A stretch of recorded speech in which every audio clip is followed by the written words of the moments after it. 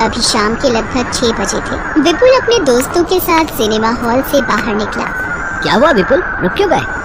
अरे यार, जूतों में मिट्टी लग गई है। आज जरा वो सामने पॉलिश वाला बैठा है, उससे जूते पॉलिश करवा लेता हूँ। ए पॉलिश वाले, मेरे जूतों पर मिट्टी लग गई है, जरा अच्छे से चमका देना। लाओ बेटा, मैं अच्छे से पॉलिश कर दूंगा।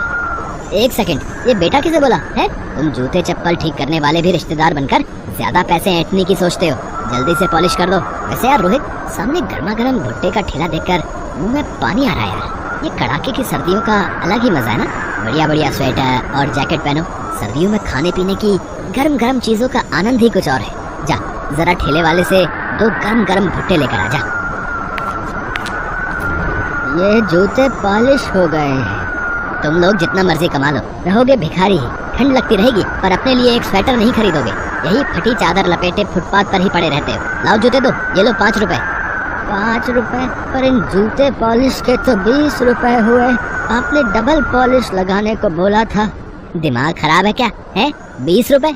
2 रुपल्ली की तेरी पॉलिश की डिब्बी नहीं है और 20 रुपए मांग रहा है। ये 5 रुपए रखने हैं या ये भी वापस जेब में डाल लूं? बेचारा बूढ़ा मोची क्या कहता, चुपचाप 5 रुपए रख लेता है, क्योंकि उसे अपने परिवार का गुजारा करना था और उसके लिए उस 5 रुपए की बहुत बड़ी कीमत थी। विपुल अपने दोस्त के साथ गाड़ी में बैठकर चला जाता है। वो एक अमीर लड़का था, उसके दिल में किसी गरीब के लिए दया नहीं थी। उस बूढ़े मोची का नाम रामेश्वर था। वो अपने घर पहुँचता है। क्या बात है मालती, किशन अभी तक घर नहीं आया? बस आते से अपने पोते का जब तक मुंह ना देख लो तुम्हें चैन नहीं आता। क्या करूं मालती, बेटे बहू के गुजर जाने के बाद किशन हम दादा दादी की जिम्मेदारी है, पर हम उसके लिए कुछ नहीं कर पा रहे। दादा, फिर आपने अपना मन खराब कर लिया। जाओ, मैंने आपसे बात ही नहीं करनी। किशन, अरे तू नाराज क्यों होता है? अच्छा ले, मैं मन नहीं खराब कर रहा। आजा, दोनों साथ में रोटी खाते हैं। दादा, अब तो मैं 12वीं पास कर चुका हूँ। अब तो मैं भी कुछ वक्त में नौकरी करना शुरू कर दूंगा, फिर हमें कोई चिंता नहीं रहेगी। बस तू पढ़ लिख जाए और तू जीवन में कुछ बन जाए, हमारी तो यही इच्छा है बेटे। दादा, मैंने वो ओबीसी का फॉर्म जमा किया था ना, उसके आधार पर मुझे एक कॉलेज में दाखिला मिल गया है। ये तो बहुत अच्छी बात है बेटा, मैं तेरे लिए बहुत खुश हूँ। अगले दिन किशन कॉलेज पहुंचता है। उसका ओबीसी के तहत अच्छे कॉलेज में नाम आ जाता है। विपुल भी उसी कॉलेज में पढ़ता था। यार विपुल, आज ठंड कुछ ज्यादा नहीं हो गई है? तेरा ओवरकोट तो बहुत बढ़िया लग रहा है। बढ़िया कैसे नहीं होगा, डैडी विदेश से लाए। यहाँ के हिसाब से पूरे 50,000 का ओवरकोट है। ओए, अंधा है क्या है? दिखाई नहीं देता? सारी कॉफी मेरे कोट पर गिरा दी, तू नहीं बचेगा। जी मेरी गलती नहीं है, वो कुछ बच्चे अचानक से बास्केटबॉल लेकर भाग रहे थे, वो टकराए तो आप पर गिर गई। देहाती गवार लड़के, तुझे पहले तो इस कॉलेज में नहीं देखा? अरे विपुल, ये कुछ गरीब बच्चों को जो हमारे स्कूल में हर साल दाखिला मिल जाता ना, ये उन्हीं में से एक है। अच्छा, गरीब वर्ग के लोग जिन पर कॉलेज दया करके एडमिशन दे देता है। शायद इसने कभी ओवरकोट तो क्या, एक ढंग का स्वेटर भी नहीं पहना होगा। स्वेटर में एयर कंडीशनर भी लगा रखा है। इसके स्वेटर में ये छेद देख, ये इसीलिए बने। स्वेटर में छेद वाला डिजाइन तो पहली बार देखा है। चल यार रोहित, कैंटीन से टमाटर सूप पीने चलते हैं। गरम गरम टमाटर सूप का अलग ही मजा है ठंड के दिनों में। चल। किशन क्लास में आ जाता है। वो विपुल की बातों पर ध्यान नहीं देता। एक दिन किशन कॉलेज से घर की ओर जा रहा था, तभी उसने देखा विपुल किसी लड़के की पिटाई कर रहा है। तेरी हिम्मत कैसे हुई अपना अमरूद का ठेला मेरी गाड़ी के आगे से निकालने की? तुझे पता है मैं कौन हूँ? मेरे डैडी एक जाने माने बिजनेसमैन है। अगर मैं चाहूँ तो तेरी रोजी रोटी अभी बंद करवा सकता हूँ, फिर भूखा मरना। भैया, वो सड़क पर जाम है, इसलिए ऑटो वाला तेजी से निकल रहा था आगे। मैं तो बस उसे जगह दे रहा था। मैंने जानबूझकर आपकी गाड़ी के आगे ठेला नहीं किया। एक तो गलती करता है, ऊपर से जुबान लड़ाता है? गरीब कहीं का। बात तो तुझसे हो नहीं रही। ठंड में ठिठुर रहा है और मेरे सामने खड़ा होगा। पहले मेरे सामने खड़े होने की औकात तो बना ले। विपुल, इसे छोड़ दो। इसकी तरफ से मैं तुमसे माफी मांगता हूँ। बेचारा मजदूर है, इसे चोट लग जाएगी। ले, आ गया एक और गरीब, दूसरे गरीब की हिमायत के लिए। चल रोहित, किसी कॉफी शॉप में चलते हैं, वहाँ गर्मा गर्म कॉफी पियेंगे। सारा मूड खराब कर दिया। तो मेरा अमरूद का ठेला गिरा गया। किसी से उधार पर अमरूद खरीद के लाया था, कैसे भरपाई करूँगा कुछ समझ में नहीं आ रहा। ये तो सारे अमरूद खराब हो गए। आज 1 रुपए की भी कमाई नहीं हुई। मैं क्या करूँगा? बेचारे गरीब ठेले वाले के सारे अमरूदों का नुकसान करके विपुल अपनी राह चला गया। क्या मिला किसी गरीब का नुकसान करके? मैं इस बेचारे के लिए कुछ भी नहीं कर सकता। काश मैं इसकी मदद कर सकता।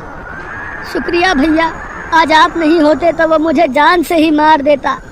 तुम ठंड से कांप रहे हो, ये स्वेटर पहन लो। किशन अपना स्वेटर ठेले वाले को पहना देता है। किशन गरीबी का दुख जानता था, इसीलिए उसे इस बात का एहसास था। वो उस ठेले वाले की मदद करना तो चाहता था, पर उसके पास खुद ही पैसे नहीं थे। विपुल को जरा सा भी दुख नहीं था कि भरी सर्दी के दिनों में एक गरीब बेचारा पुरानी फटी कमीज पहनकर अपने घर से कमाने के लिए निकला है। परिवार को पालने के लिए उसके पास अमरूद के ठेले का ही सहारा था, जिससे वो कमाई करके 2 वक्त की रोटी जुटा पाता। पर उसने उसका सारा नुकसान कर दिया था। किशन घर पहुंचता है, तभी रामेश्वर भी आ जाता है। किशन, तुम्हारा स्वेटर कहाँ गया? सुबह तो तुम पहन कर गए थे। दद्दा, वो किसी ठेले वाले को बहुत ठंड लग रही थी, वो ठंड से कांप रहा था तो मैंने उसे दे दिया। किशन बेटा, तेरे पास तो एक ही स्वेटर था बेटे। कोई बात नहीं, ये ले, तू ये स्वेटर पहन ले। आज जब काम पर गया था तो वहाँ पर कोई बड़े सेठ स्वेटर और कंबल बांट रहे थे, तो उन्होंने मुझे ये एक स्वेटर और कंबल दिया। भला हो उन सेठ का। अब ये स्वेटर तुम्हारे काम आ जाएगा किशन। पर दद्दा, तुम्हारे पास भी तो कोई स्वेटर नहीं है ना, ये स्वेटर तुम पहन लो। अरे मेरे पास तो वो काली जैकेट है जो पिछले साल मिली थी, मैं तो वही पहन लूंगा। वो बड़ी गर्म है, तू ये पहन ले बेटा। रामेश्वर को स्वेटर और कंबल मिलना इत्तेफाक नहीं था। बहुत लोग होते हैं जो मदद के लिए सदैव आगे रहते हैं, और ये अच्छी कोशिश है कि किसी को ठंड में कंबल और स्वेटर बांटना बहुत ही पुण्य की बात है। किशन ने गरीब ठेले वाले को स्वेटर दिया और बदले में भगवान ने सेठ के रूप में पहुंचकर रामेश्वर को एक नया स्वेटर दे दिया। अगले दिन जब किशन कॉलेज पहुंचता है, डॉक्टर ने बताया है विपुल को ठंड लग गई है, और जिसकी वजह से उसकी तबीयत ज्यादा बिगड़ गई है, और अगले 10 दिन बाद फाइनल एग्जाम शुरू हो रहे हैं। कितनी भयंकर ठंड पड़ रही है, क्या जरूरत थी इसे रात भर पार्टी में रहने की। ठंडी हवाओं से बीमार पड़ गया ना, और ये तो यहाँ दिल्ली में अकेला ही रहता है। इसके मम्मी पापा तो राजस्थान रहते हैं। अरे, विपुल को ठंड लग गई है और वो अकेला रहता है, मुझे उसकी मदद के लिए जाना चाहिए। रोहित, क्या तुम मुझे विपुल के घर ले जा सकते हो? किशन रोहित के साथ विपुल के घर जाता है। विपुल की हालत बहुत खराब थी, वो उठ भी नहीं पा रहा था। उसे बुरी वाली ठंड लगी हुई थी, खांसी, जुकाम, बुखार, सिर में दर्द और आंखें लाल हो रही थी। रोहित, किशन, तुम दोनों किशन ने कहा कि वो तुमसे मिलना चाहता है, इसलिए मैं इसे लेकर आया हूँ। विपुल, तुम आराम करो, मैं तुम्हारे लिए तुलसी अदरक वाली चाय बना लाता हूँ, और हर 1 घंटे में तुम्हें भाप भी लेनी होगी ताकि ठंड तुम्हारे शरीर से बाहर आ सके। ये अदरक और तुलसी वाली चाय पीकर तो शरीर को बहुत आराम मिला है किशन। तुम मेरे लिए इतना कर रहे हो और मैंने तुम्हारा बहुत अपमान किया है तुम्हारा, फिर भी तुम मेरे लिए आए हो। बस ज्यादा मत बोलो और सोने की कोशिश करो, तब तक मैं तुम्हारे लिए गरम गरम खिचड़ी तैयार करता हूँ। किशन का इतना प्रेम भरा बर्ताव देखकर विपुल सच में बहुत शर्मिंदा था। जिस किशन का वो अपमान कर रहा था, आज वही किशन उसकी पूरे दिल से सेवा कर रहा था। अगले दिन तक विपुल की तबीयत में बहुत सुधार आ जाता है। उसके मम्मी डैडी भी उससे मिलने आते हैं। मम्मी, ये किशन है। आज इसी की वजह से मेरी तबीयत में बहुत सुधार आया है, वरना मुझे तो कुछ पता ही नहीं था कि ठंड लगने पर क्या करना चाहिए। मैं तो वही स्वेटर और जैकेट पहनकर ठंड को रोकने की कोशिश कर रहा था, पर इसने मुझे तुलसी अदरक की चाय और गरम गरम खाना खिलाकर मेरी तबीयत में सुधार ला दिया। ये बहुत अच्छा है मम्मी।